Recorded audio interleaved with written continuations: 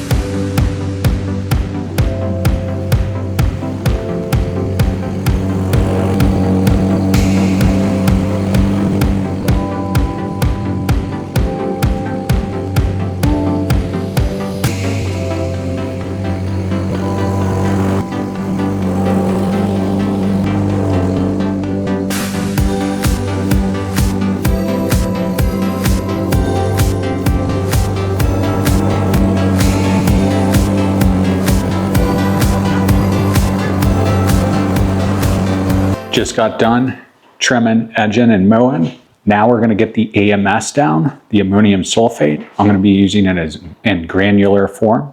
Here's some facts about that.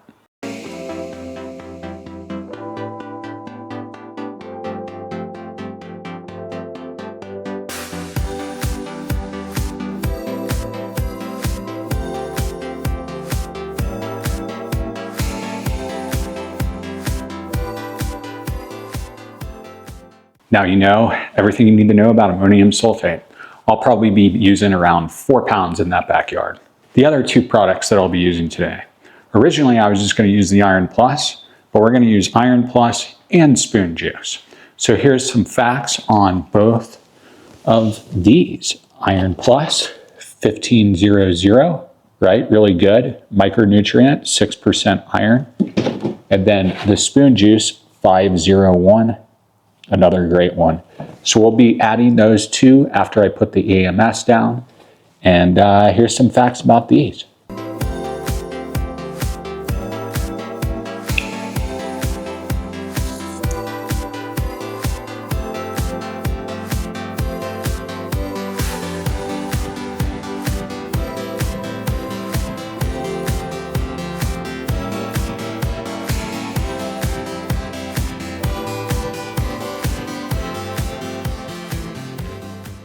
Let's go ahead and apply the ammonium sulfate.